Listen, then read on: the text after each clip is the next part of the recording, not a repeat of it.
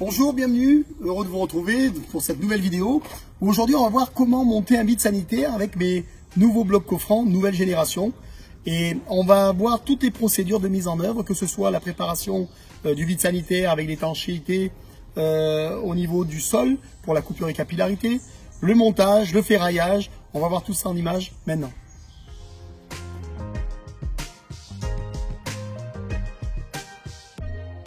Alors, détail qui n'en est pas un quand même, on note bien sûr tous les champignons mis en place pour la sécurité, ce qui est obligatoire sur un chantier pour la protection des personnes. Alors d'abord, pour commencer, on va parler des fondations avant de faire ce bitume et tout ce que l'on va mettre en place. Déjà dans les fondations, on a, après avoir creusé les fondations, on travaille systématiquement, nous en tout cas, avec un béton de propreté de quelques centimètres. Le béton de propreté, comme on le voit sur l'image actuellement, l'avantage c'est que lorsqu'on va mettre nos aciers avec des cales, on est sûr d'avoir le bon enrobage, on n'est pas dans la terre où il risque de pleuvoir, où les aciers peut-être vont rentrer justement dans la terre et ne pas avoir le bon enrobage d'acier. Donc déjà, béton de propreté. On voit maintenant sur l'image, une fois qu'on a fait le béton de propreté, on pose nos aciers sur ce béton et on va couler nos fondations. On en est là avec justement les fondations qui ont été coulées. Alors on va s'avancer un petit peu. La prochaine étape, c'est de pouvoir tracer le trait intérieur et extérieur. On peut tracer aussi l'intérieur si on veut uniquement, mais les deux c'est bien. On va mettre également dans chaque angle une pointe d'acier. L'avantage c'est que si jamais il y a de la pluie, un orage, eh bien notre fil qui a été tapé ne va pas disparaître et on pourra facilement retaper nos traits.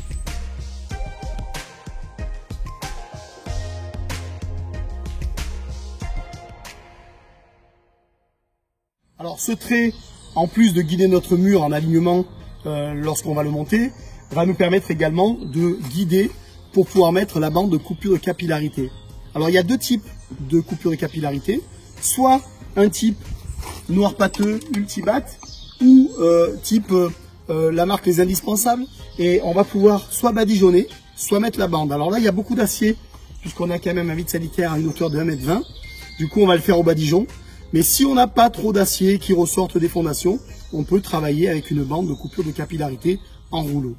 Alors, soit au pinceau, soit au pulvérisateur ou au pistolet, ça se fait aussi, il faut qu'il soit un petit peu plus liquide, il y a plusieurs types de noir pâteux. On peut maintenant travailler en badigeonnant la fondation sur une largeur, là pour le coup d'à peu près 20 cm, puisqu'on a un voile de 16. On va dépasser un peu de chaque côté pour vraiment éviter les remontées capillaires. Et on va pouvoir faire ça sur à peu près 20 cm. Tout le tour, comme on le voit actuellement sur la maison. Alors voilà, tout le goudron a été mis, comme on l'a vu à l'instant, sur la fouille. Maintenant, on va voir pour le démarrage des blocs, précisément comment on s'y prend. Alors il y a deux solutions.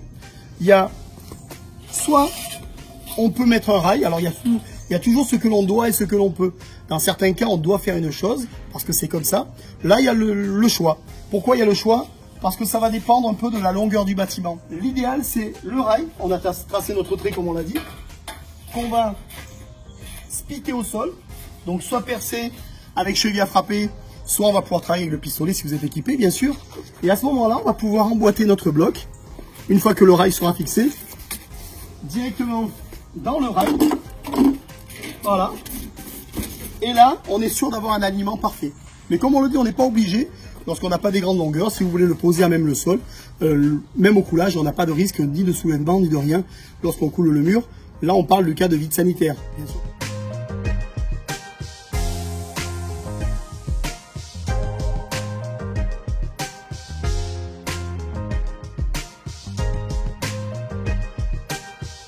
Maintenant, on va commencer à poser du bloc. Avant de poser le bloc, on va déjà dresser toutes les barres.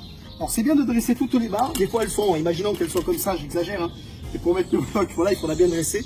Autant dresser verticalement toutes les barres pour qu'on ne soit pas embêté. Quand on pose, on fait que de la pose. Alors, on va voir maintenant concrètement comment on monte les murs du vide sanitaire. En commençant par les angles. Mais avant, on va simplement donner un petit coup de souffleur. Voilà. C'est propre. Alors je répète, je rappelle les gros avantages, un des nombreux avantages de ce bloc, c'est d'avoir un bloc d'angle. Et pas seulement un bloc d'angle qui se retourne dans les deux sens puisqu'on a des tétons d'emboîtement dans les deux sens.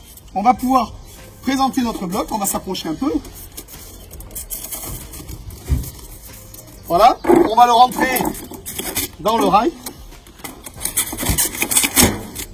Voilà, notre angle est fait.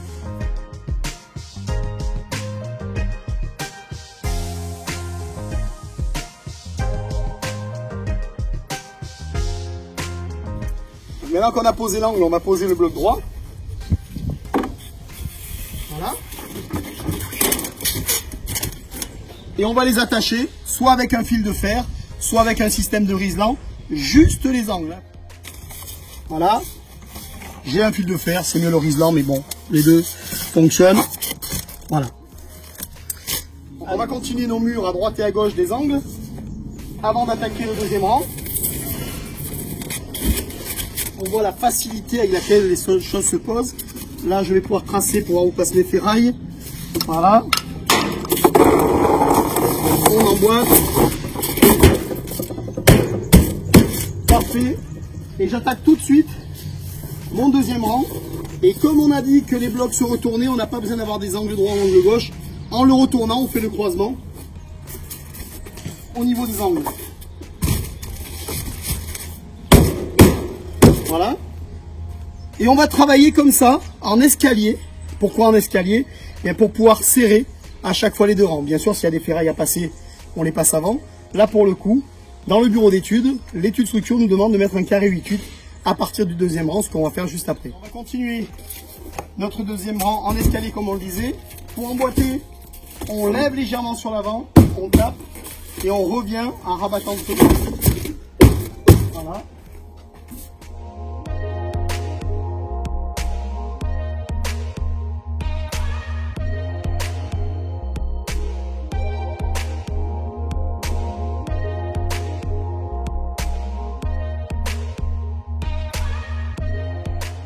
Alors un point que je voulais aborder également avec vous, on entend souvent dire des clients qui me disent tiens, votre système il a une entretoise plastique à l'extérieur et le crépi, il y aura un problème pour crépir dessus. Dans le bloc en simple isolant, c'est-à-dire les murs de refend, on va s'approcher un peu.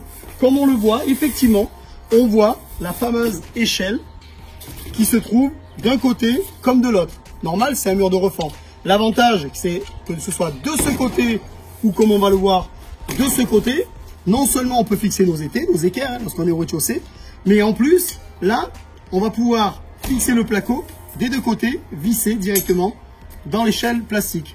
L'avantage aussi, c'est que comme c'est tous les 120 et qu'on a des placos qui font 60 ou 120, eh bien on est dans l'axe de l'entretoise en polypropylène. Preuve que à l'extérieur, il n'y a pas de plastique. On voit bien la zone où se trouve notre entretoise 100% recyclée, entre parenthèses, hein, tout à base de produits recyclés qu'on fait nous-mêmes. Et on voit bien où elle s'arrête. Et on voit bien qu'il y a ici une tranche d'isolant. On n'a que de l'isolant extérieur, comme lorsqu'on fait un crépi sur une façade en ITE classique. Autre avantage également, on en parle puisqu'on parle de l'entretoise plastique, c'est que cette partie-là, elle est repérée ici par ces petits rectangles que l'on voit à chaque fois tous les 20 cm. Ça veut dire que si je veux visser un barbage, je vais pouvoir visser mon tasseau, aller chercher directement mon échelle, puisque tout est repéré, l'axe de cette partie-là est repéré sur le polystyrène et tracé. Alors là, on a dit tout à l'heure qu'on était dans le cadre d'un vide sanitaire de 1,20 m. Le client veut 1,20 m sous dalle. Du coup, on va mettre 3 rangs de 40 pour faire les 1,20 m.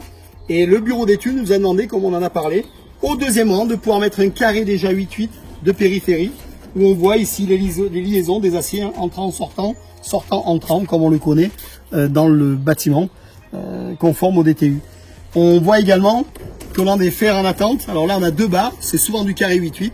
On est en zone où on n'est pas en zone sismique du tout. Le bureau d'études a décidé que 2 barres suffisaient. Bien souvent, selon les régions de France, selon le bureau d'études, selon le type du bâtiment, on aura un carré. Alors maintenant, on va voir pour faire une coupe avec l'appareil à fil chaud. On va voir que c'est très facile d'utilisation. Gros avantage, comme on l'avait dit dans une précédente vidéo, c'est que dans ces blocs-là, nous n'avons pas de cornière métallique tout le long du mur. Donc il n'y a pas à mettre de guide. Avec la scie sabre, la lame métal et couper un coup d'un côté, un coup de l'autre. On n'a rien qui nous dérange puisque les entretoises sont mises verticalement. On va voir maintenant une coupe. Maxime, quelle coupe? Il nous faudrait un 42 s'il te plaît, Fabrice. Ok. Voilà, simplement même une rainure, puisque mon fil chaud est d'équerre. Je le vois sur le bloc. On va prendre le fil chaud. Et là, on va le mettre d'équerre. Et c'est parti. On va couper les deux parties en même temps. Le gros avantage, c'est que comme l'on brûle un peu les billes de polystyrène dans le jambage, du coup, on fait des cellules fermées. Et quand on fait des cellules fermées, eh bien, on n'a plus de risque que le polystyrène se désagrège, puisque là, voilà, on a brûlé les cellules, on a fait ce qu'on appelle les cellules fermées, et on a une coupe qui est parfaite. Alors, si dans certains cas, on a besoin de couper une entretoise, hein, comme là, puisqu'on enlève un morceau, avec une scie sabre, voilà, c'est rapide. Alors, autre point également que je voudrais expliquer avec ce type de bloc-là, et autre avantage, c'est que dans beaucoup de blocs, vous avez des tétons de 5 ou plus à respecter. Donc ces tétons-là, c'est comme un Lego.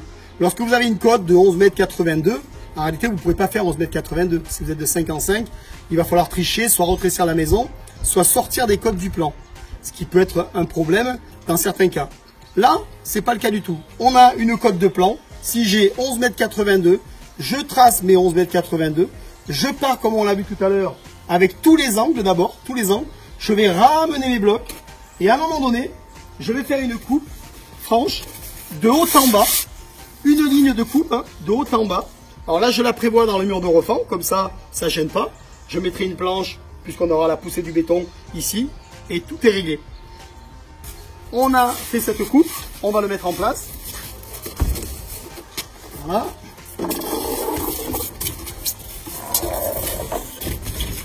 Hop.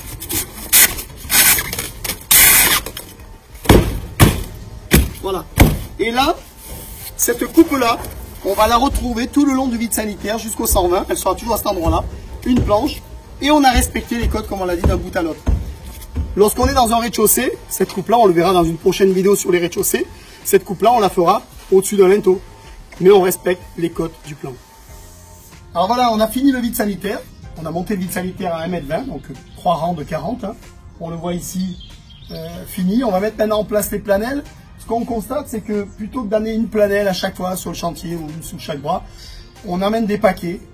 On prépare toutes les planelles alignées et on travaille, comme on le dit souvent dans ces vidéos, hein, on travaille à la chaîne. Ça fait gagner beaucoup de temps. Et maintenant, on va voir comment on colle nos planelles. Coffrage de dalle, hein, coffrage de... Voilà, on est prêt à coller. Alors, on utilise une mousse polyuréthane, bien sûr, pas expansive, hein, une mousse polyuréthane collante. Alors, ça, c'est très important et c'est un système qu'on met avec le pistolet. On en passe beaucoup moins. D'abord, premièrement, le support, avant de coller, il faut bien s'assurer qu'il ne soit pas humide. Si vous faites ça le matin, souvent il y a de la rosée en cette saison, automne, et du coup c'est humide. Il faut bien laisser sécher, bien sûr, mais ça on le comprend bien. Et on va faire deux lignes. Une ligne, on va s'approcher, une ligne dans les tétons, ici, et une autre ligne à peu près dans l'axe du mur. Donc je commence.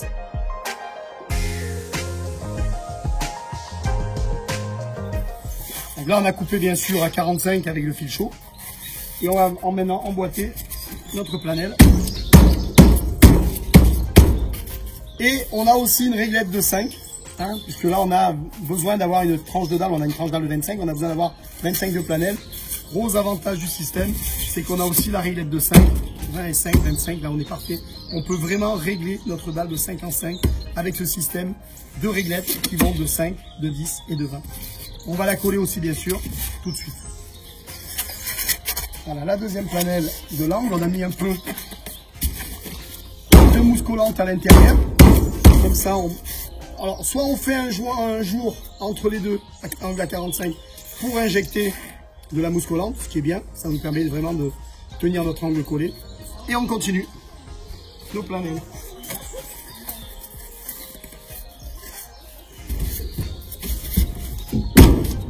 Veillez bien toujours, hein, mâle et femelle, si vous la tournez dans l'autre sens, que vous avez taché les tétons, il va falloir le retourner. Je suis toujours mâle et femelle. Voilà, je fais le départ de ma réglette de 5. J'ai coupé, décalé exprès, hein, pour qu'à chaque fois, ça puisse se croiser en escalier. On puisse croiser toutes les planelles entre la 20 et la 5.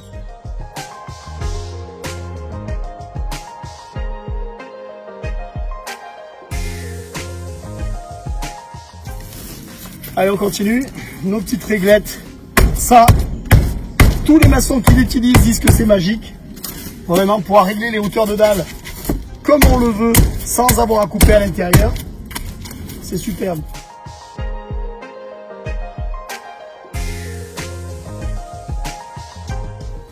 Alors juste une info quand même, on vient de faire là 62 mètres de périmètre avec une seule bombe. C'est assez surprenant, donc il nous reste encore 4 planelles ici, 3 là-bas. Avec une seule bombe de mousse polyuréthane collante, on arrive à faire tout le tour d'un périmètre comme ça pour 62 mètres. Voilà, c'était juste la petite info pour montrer que ça coûte pas cher de coller le planel et ça fait gagner beaucoup de temps. Donc voilà, on a bien engagé, hein, maintenant on a compris le principe, on va faire tout le tour. Là, l'intérêt aussi, on le comprend, il n'y a pas besoin de mettre de barres de maintien avec des systèmes tendeurs à l'intérieur, dehors, des barres que l'on... Voilà, pour tenir, je dis pas que c'était pas bien, je dis pas que c'est pas bien, mais on fait beaucoup mieux maintenant, vous le voyez, avec ce système de planel et de réglettes, et surtout avec le système de colle. J'étais très heureux de vous présenter comment monter un vide sanitaire avec ces blocs nouvelle génération. Vous voyez le résultat, vide sanitaire à 1,20 m, une journée et demie de travail. Voilà, une journée et demie de travail. On était 2, 3, on a eu quelques aides, mais vous pouvez voir la rapidité de mise en œuvre avec ce bloc vraiment nouvelle génération. J'insiste, parce que tous les maçons qui l'essayent sont vraiment bluffés lorsqu'ils ont connu d'autres systèmes, de voir à quelle rapidité.